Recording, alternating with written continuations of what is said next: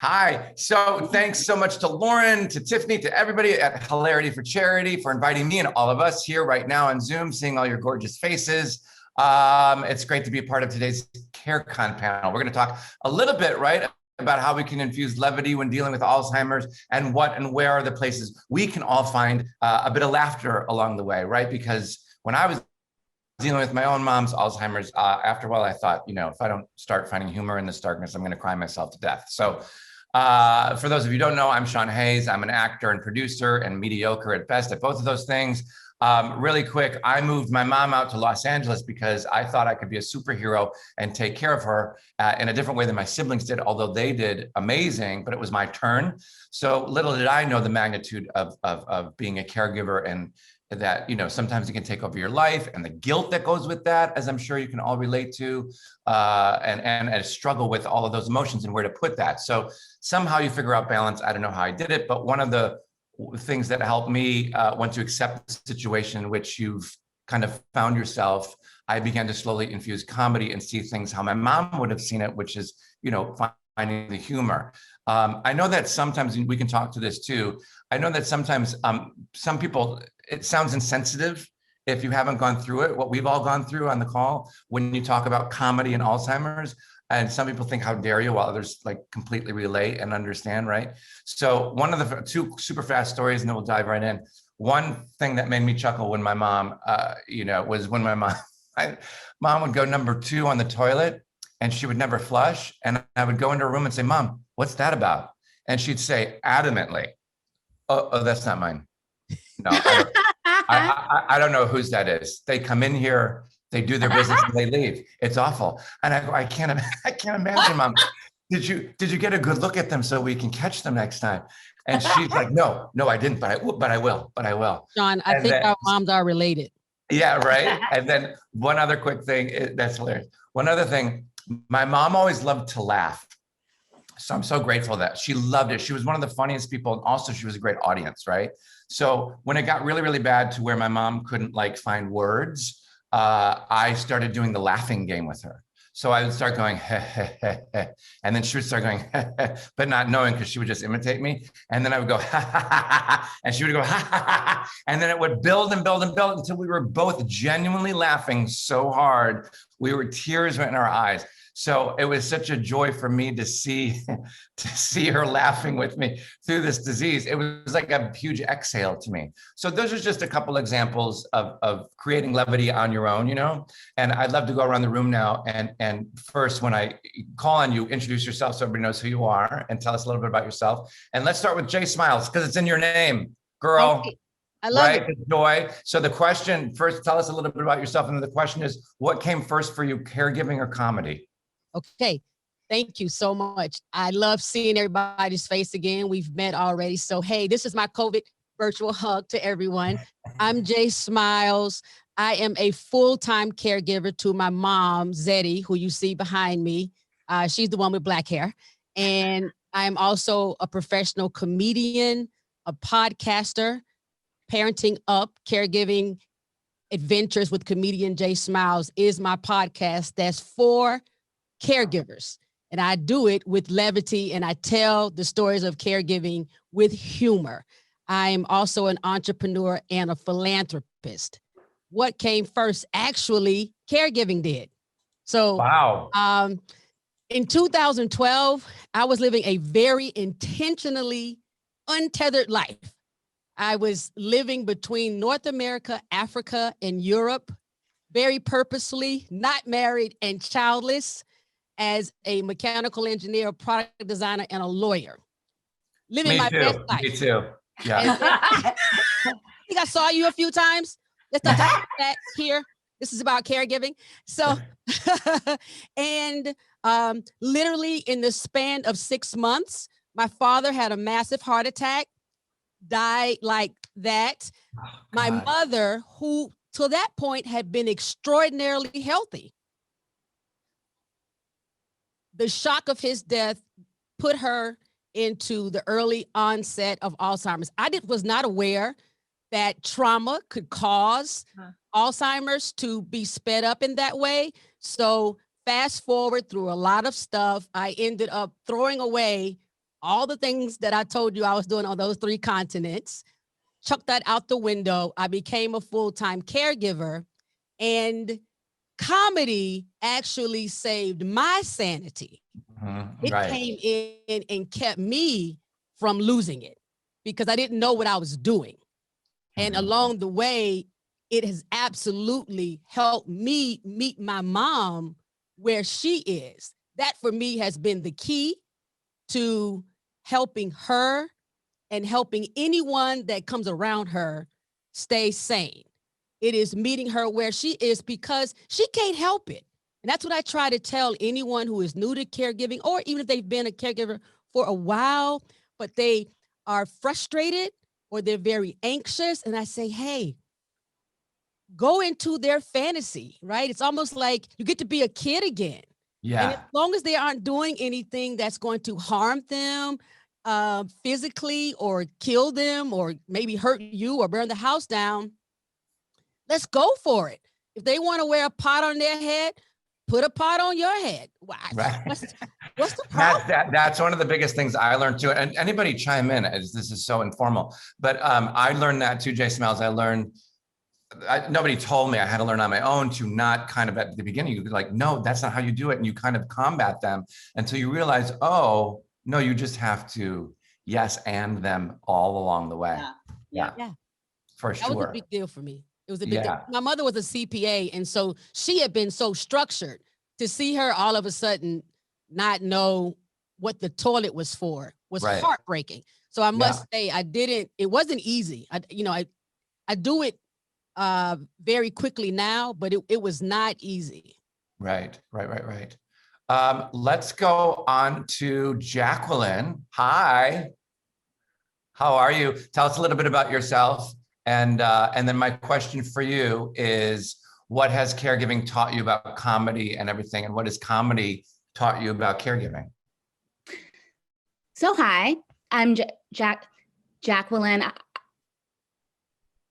I stutter, and I like to just start out by saying that so that everyone isn't like, what's going on?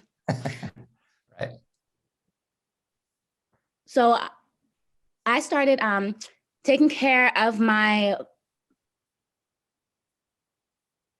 mother and my grandmother in 2016. They both started showing signs, and then we later found out that we had a carbon monoxide. We had a carbon monoxide leak that had started it. I ended up caring for my grandmother until she had passed. And right now I take care of my mom. I started a TikTok where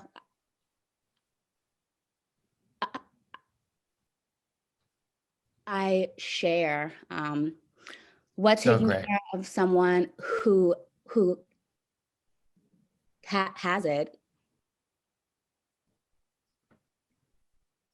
And we actually just reached 200,000 today. And so I was just that's great. Yeah, so I'm super excited about that. And people have just been reaching out, telling me their story. And what I've seen is that people feel so lonely. And so I'm really hear that. And so I'm really happy that I'm here to share.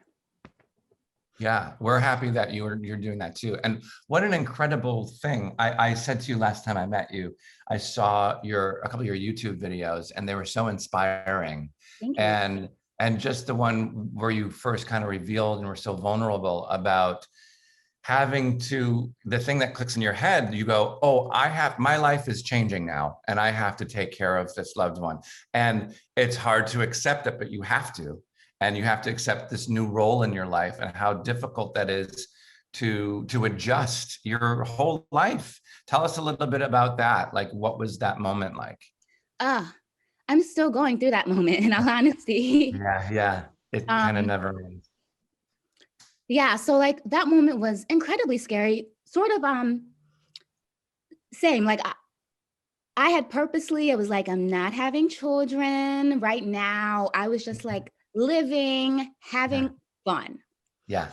And so when the change of roles is honestly what was the scariest part, because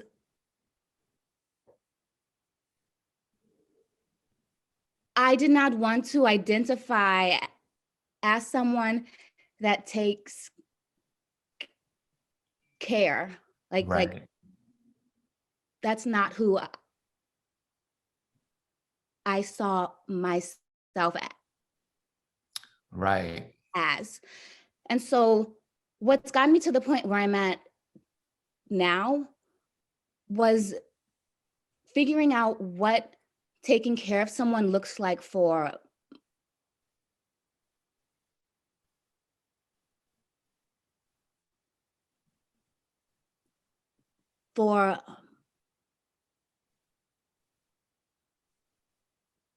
myself. Like, what makes it fun? What makes it cool even? So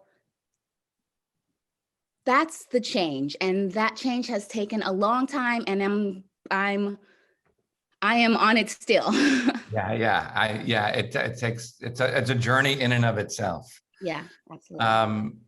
Saren, tell us a little bit about you, and what my question for you could be anything you want. But I just like this little question of how we all we can go back and revisit how we use comedy, since that's kind of the theme of today, and maybe share some funny stories or what you would suggest to other people about how they can infuse comedy. Sure. Well, first of all, I can't see everybody that's on this call, but I know that it's an enormous amount of people. And I want you to raise your hand, even though I can't see you. And I want to know how many people who are listening are caregivers, but they're also either going through their own physical challenge, acute or chronic, or they're helping another loved one through another challenge, whether that's educational, emotional, psychological. That's where I found myself. I was diagnosed with stage 4 cancer. I was diagnosed with cancer, and I had one parent that was blind. I had another parent who was 20 years older and aging. They were divorced and had no communication. And I had a daughter who all her organs were reversed. And I was diagnosed with cancer, aggressive cancer on top of that. So I like to give this visual image of, when you go to that all you can eat $19.99 buffet, but you're only allowed to go with one plate one time. And so you take everything that you can pile on that plate, including the dessert, like the carrot cake, and then you take a rice pudding and you're wobbling back to your table. That's what it felt like to be me in 1999 when I was diagnosed. And so that's, by the way, that's lunch for me every day, but keep going. Literally. That's what it felt like to be me.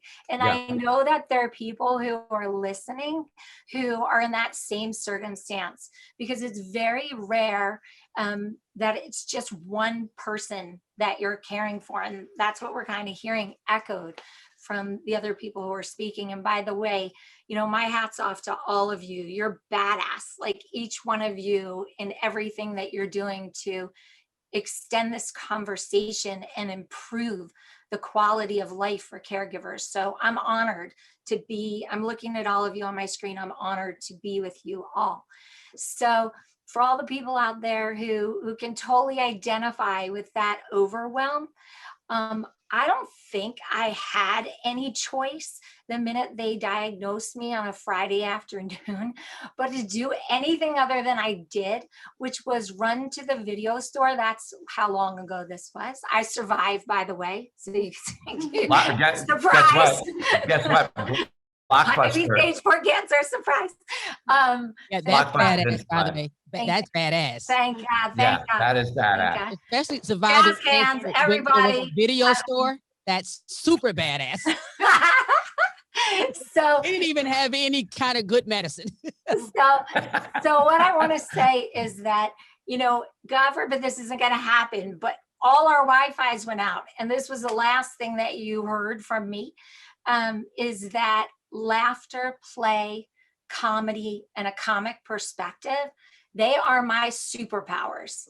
And what's so important about this call is that we've all discovered it. And I'm sure that you guys at home have discovered that too in some small way. But what we're going to try to do today is give you some of our strategies that we've discovered, right? And I've been doing this since 1999, just in this concept of Comedy Cures. That's the organization that I started, comedycures.org. And basically, from my chemo chair with a cell phone and a laptop, I threw a chemo comedy party. And I invited the people in my universe to come, and the doctors and the nurses. And I discovered at that chemo comedy party that this was life-changing. It was emotionally changing, physically changing, auditorially changing, emotionally changing, like everything you could imagine about the senses changed by disrupting cancer with comedy, laughter, and play. So as I started to do it just for my daughter and myself, I was a single mom with sole custody going through divorce. As I started doing this just with us, I realized that not only was this great for us, but it was quite contagious, and that we could spread it, and we could start with the people that were in my universe in the chemo room, but then it could work for neighbors and neighbors' kids. And it doesn't matter what your challenge is. This is a superpower. So what I saw in terms of caregiving most specifically was that I was dealing with an aging father, quite much older than I am, who was used to being the king of his kingdom, right? He was used to people really doing what he said. And when he became disabled and his functioning started to wane in all areas, the more he lost cognitive or physical power, the more he held on to being that king. And that could be quite difficult to deal with. So what we did, just as an example, and this is how comedy can influence caregiving and caregiving can influence comedy, is that in the rehabilitation center where he was, we had my daughter make a massive front of a castle, like what you would see in a Broadway play. She painted this massive thing to go over his door entry. And the reason why we did that was because the nurses and doctors had, many patients to take care of, but they needed to adjust when they got to his door and realize they had a difficult patient inside, and they could either fight it or they could go with it. And every time they got to the door, it was just kind of like, okay, we know who it is. It's the king. And then when they went in, I had bought him a big crown, like the margarine crown, and he would wear that. And Really funny. it was just so absurd that it made everything in the situation. And what would he have? What would he have done had he known that was happening? Oh, no, he was in on it. He was in on it. Okay. I mean, God bless him. He's passed away, but narcissists love to be celebrated. And I say that lovingly, like, his nickname was Sid Vicious. And it was just like, no, like he was an amazing human being. But what the payoff was, and this is the other trick I want to give you, is that his favorite thing was chocolate. So he always had an extraordinary box of chocolate. And if he liked the way that you helped him, you got to pick from the royal chocolates. And fancy. Again, these are just little tips, and everybody's going to start talking about them. But but this is what got me through so many stages of drama in my life. That's great. I mean, wow, what a story. And how you're so inspiring. Everybody is so inspiring. The cancer and the divorce and the Alzheimer's, and I mean, wow, incredible. And you're smiling through it all and delivering us a bunch of great advice and great healing thoughts and ideas. And that's fantastic. Fantastic. Good for you. Thank you for that. That's amazing. Danny. Hey. Danny Hi, Klein. everyone. That's a lot of tough acts to follow here, folks.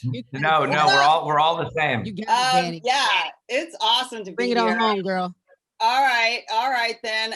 You know what I thought was, so I'm Danny Klein Modisette, and I started a company called Laughter on Call, and we bring comedians to work one-on-one with people struggling with Alzheimer's. And I started the company for my mother, who I had also, Sean moved her out here to Los Angeles where I live, and I think in the beginning she was an Upper West Side New York lady, and I found a place for her with a big chandelier in the lobby, and I think for a minute she thought she was in a fabulous apartment building, and then quickly realized she was not within a month, and she became withdrawn and wasn't eating, and I felt terribly guilty. And I guess I should have said that I've been a comedian for 20 years. So so in answer to your question, Sean, I was comedy first and then caregiving.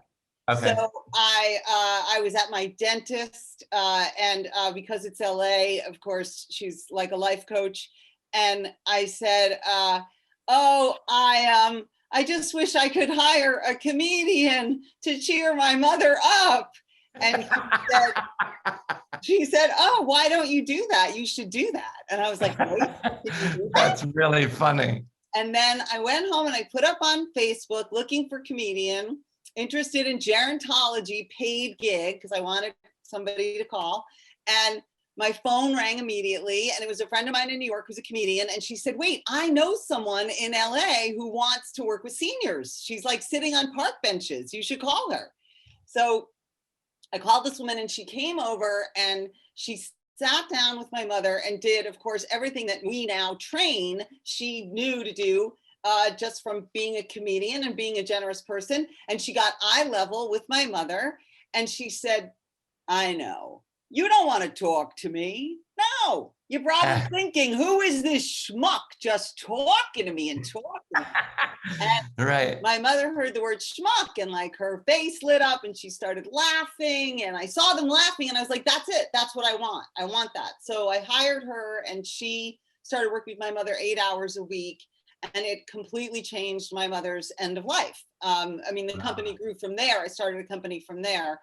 Wow. But my mother started eating again and joining in the community. Wow. And it really like speaks to the power of connection and reaching people through shared laughter. Specifically, that's what Laughter on Call is about, shared laughter. I also wanted to note that, you know, people, as you said, Sean, people always say, well, comedians and Alzheimer's, no, you can't do that. But here's the thing. So my father died of cancer like 22 years ago now. And up until the day before he died, people came and visited him. They read to him from the Post and, you know, brought him snacks. And then when my mother got Alzheimer's, within 6 months, she was down to one friend who would visit, really just one friend. Yeah. And so then I started thinking about and witnessing the caregivers and how much courage they had to show up and show up every day and not know every day. So every hour could be something else. And I remembered when you're a comic, people always say, oh, I could never do stand-up. That's the hardest thing. That takes so much courage. And I thought, oh, interesting. I actually think caregiving takes really a tremendous amount of courage. Like that's the courage championship. But it's possible that comedians do have the right temperament, that kind of relentless kind of, I'm going to get the laugh, personality, compulsive nature, need to connect Right. that they shared with caregivers. Not all comedians, some comedians obviously are edgy. I'm not bringing Bill Burr in, love you, but I'm just not bringing you in to meet with Alzheimer's. So it has to be people with a lot of heart and compassion. Right. But there is a whole universe of comedians that have so much to give, and it's such a specific service and gift to be able to connect in that way. And of course, Yeah, I love that. Now we do training and we do a whole bunch of other things, but the germ of it always was this idea of creating connection to people in isolation, right? Who are isolated and fearful. And the last thing I'll say is, you know, a big issue with the Alzheimer's, right, is the fear. That's it. It's the overwhelming fear of the person who has it and the everybody's in fear, understandably. So apparently Stephen Colbert said, I thought it went further back, you can't laugh and be in fear at the same time. Now, I thought maybe Freud said it, but no, it was Stephen Colbert. That's interesting. I think there's something to that. That's really interesting. Go ahead, honey. Yeah, okay, cool. So Danny, you freaking nailed it. Well, you nailed a lot, but the comment I want to make is about people being frightened around Alzheimer's sufferers. Right. That is why, that is a main thrust of my podcast. I started the podcast during COVID because as a working comedian, I was starving for a connection, that connection you're talking about. Right. And as a caregiver, I was getting information from fans, from caregivers and from comedic fans saying, what are you going to do? We're falling apart over here. And so the idea came for the podcast and it received very good feedback. I said, okay, what in the world is going on? But you're so right about how frightened people are. They don't know what to do. They don't know what to say. So they stop doing anything. So I'm just never coming around like, well, how in the world do you think that that's a good idea? Like we even talk to plants. And that's a part of like the kind of things that I say on the podcast. My goodness, we rub a leaf, talk to the plant. We have names for plants and pencils and pens in our cars. Then this person who like fed us and clothed us and helped get us through college or give us money for gas, all of a sudden, just because they may not know our name or may call us out of our name once or two times, we stop going because they made us uncomfortable. They're sick. Right. So on the podcast, I'm also pushing for us to become more aware as a society about what the disease looks like, you know, so then we're not scared of it. I remember when patients who were when people who were going through chemo and radiation, when they lost all their facial hair, and we were like, whoa, it's an alien, it's a Martian, don't touch him. You might get it too. Right. And now that's so ridiculous. No one thinks that. You walk right by me, you're like, hey, keep up the good work. You can beat cancers, you know what? And we walk by them with a fist pump. Well, that's because we now have the knowledge. So that's a part of some of the stuff that I talk about in the podcast, but you're so right. And, you know, it's just, unfortunately, it's a lack of awareness. Well, I also think what we're doing here with CareCon. So yay. Yeah, I mean, I think that was the issue is that people don't know what to do and what to say. Like there are people who and God bless these people, not really. I just want to remember them the way they were. Okay, so ew, but there are also people who, like you just said, want to come, but they don't know what to do and they don't know what to say and they don't want to do the wrong thing. They're afraid it's not going to be perfect. So I actually came up with I have an 8-step tool acronym tools, 8 tools, do these 8 things. And then if these 8 things don't work, then okay, at least you showed up, because that's the problem, is that people will not show up. So I completely agree with you. Jacqueline, you wanted to say something? Jacqueline, yeah. Yes, the point that you guys were making is spot on. Something that I keep coming into contact with are also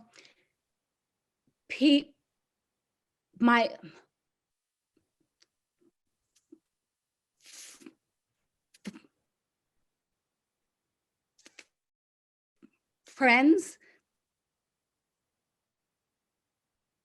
that won't see her because they don't know how to then spend time. So like saying all of what you all are saying make sense. Yeah, for sure. Yeah, Saren. And also, I just want to open up the panel to questions if you have any for us. And while we're waiting for those, Saren wanted to say something. So I want to touch on two things. The first thing is that Comedy Cures and HFC collaborated in December, and I taught a workshop on developing your comic perspective. And it's a workshop that I teach, and I want to invite everyone to come to comedycures.org, go to our website. We're signing up for March, and I'd love to have you. We have patient workshops, we have caregiver workshops. We also have a toll-free laugh line 24 hours a day, which is 1-888-HA-HA-HA-HA. It's totally free. And if you call 1-888-HA-HA-HA-HA and you press 1, you get a professional comedian 24 hours a day giving you a comedy routine. If you press 2, it's an amateur joke. And if you press 3, you can tell us a joke and we'll put it back on 2. So this is a really good way to take a caregiver break. You can use it for yourself, or you can do it as an activity with the person that you're caring for. And what's really fun is that it's for all ages. I mean, we've had 4 generations do it. So, and it's interactive. So I just want you to schedule that, like put it into your calendar. It's one of the things that we do when we teach the caregiving workshops is how to use comedy for yourself to recharge your own battery. And then how, once you refill your own battery, it's like you put your life mask on first. You take a sip of water first, and then you'll have strength to pour water from your pitcher for everyone else. So again, come to comedycures.org. You'll see signups all over. You'll see the laugh line all over. I also want to invite you to a laughter summit that we're doing, which is 5 days long, where you can just get these strategies day after day, get comedy day after day. So I'm gonna just do a quick strategy or 2 here. And then the rest I'd love to teach you through comedycures.org. And find us on social media at Comedy Cures. We print, we publish all the time. I also want to do a couple research studies. You know, a lot of what, once I did it as a practical application, like I just needed to save my life, right? I just needed to care for people. So when this started, it was all just very, you know, as Danny said, you know, she just needed to do something for her mom, right? Like, and then this whole organization, you know, grew, and now she has programs and official strategies just like we do, right? We're just more general. We don't only focus in Alzheimer's. We're all illness, all ages, all issues, social, emotional, physical, but we do have a big senior population and have a lot of expertise in senior and Alzheimer's and dementia. But the studies are compelling. And I'm gonna just tell you, there's one that is from Clinical Social Work Journal, Laughing Your Way to Peace of Mind, How a Little Humor Helps Caregivers Survive.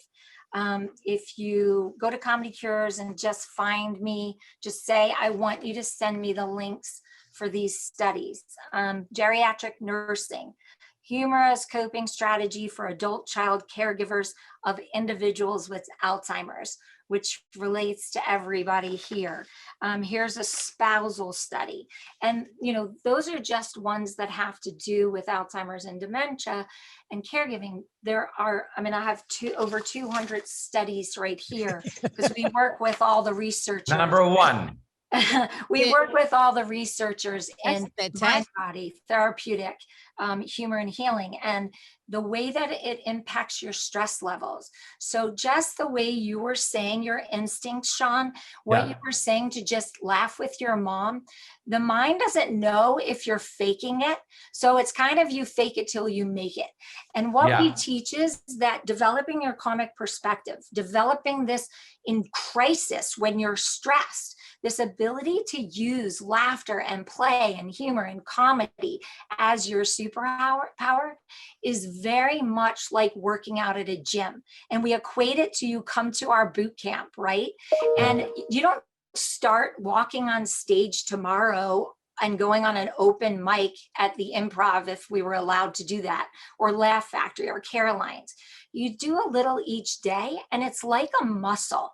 The more you practice using the strategies that everybody's talking about, the better your strategies are going to come, the more resilient you're going to be, and the faster those strategies are going to kick in when you have one of those days where you're exhausted, you know, somebody that you're caring for has, say, wet the bed, you still have to go to the pharmacy to pick up things, you might have children, you're late to get them at school. Like, that's when this comic perspective, because you've practiced calling the laugh line, you've practiced telling someone a joke, you've decided that you're going to use funny props like,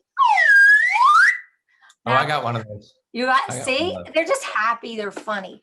So anyway, I just want to pass it over, but there are so many strategies that we can all teach you through the podcast, through Laughter on Call, through TikTok, through all the things that we're doing. And it doesn't stop here today on this call. I love that. Thank you. Gosh, you're like a one-stop shop for all things. It's great. It's great.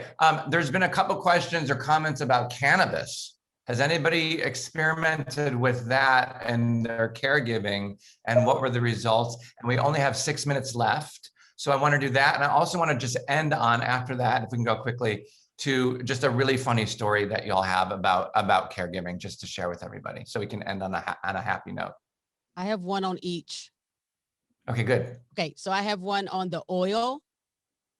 So my mother has some pretty chronic lower arthritis. And so I used it there. And because she has advanced Alzheimer's, I can't ask, hey, did it feel a lot better? I know it appeared for about a week that she slept better. How scientifically can you tell? What I do know is she wasn't walking into walls, right? So there was definitely no negative impact. She's not driving a car. So, right, I'm not worried about her being arrested or anything. So from my limited use of it with my mom, it did not hurt anything. If anything, it was a benefit. That's great. Anybody else? Yes. So I'm going to be very candid and say that I am from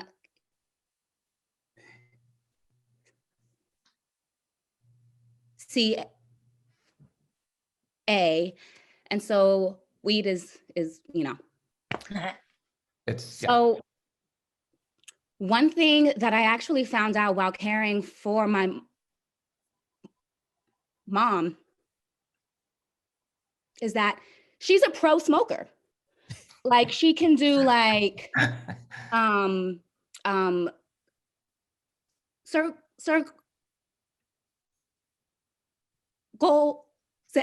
and so on. And so having her experience that side of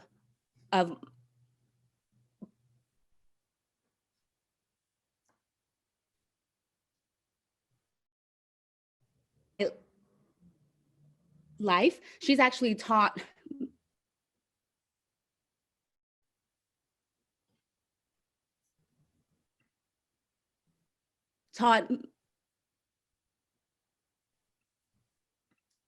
me some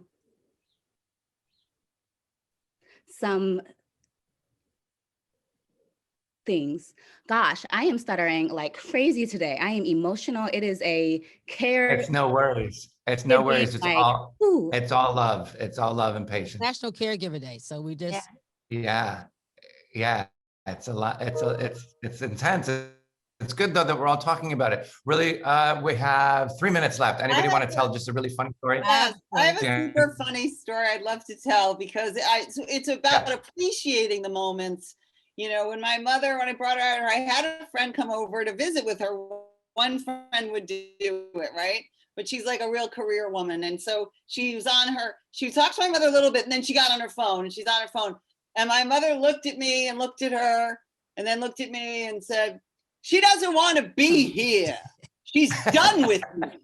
And I thought, well, that is the candor of when they get to that place where they're like, you know what?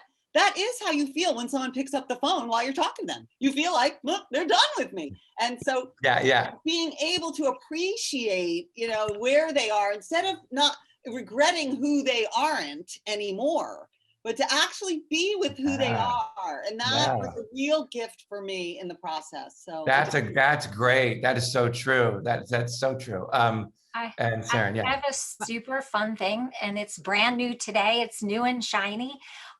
We just created a global online experience where you can go with the person you're caring for or alone, and you can record your laugh, and it becomes part of a global laughter project that we created with the Laughing Cow. We designed this for the 100th anniversary of Laughing Cow. And the whole idea is choose to laugh. And when you're caregiving or you're trying to beat cancer or you're just parenting, you have a choice at any minute. And that choice is you can laugh or you can freak out. And freaking out is great sometimes and crying is great sometimes, because when you do that, you can get to the joy.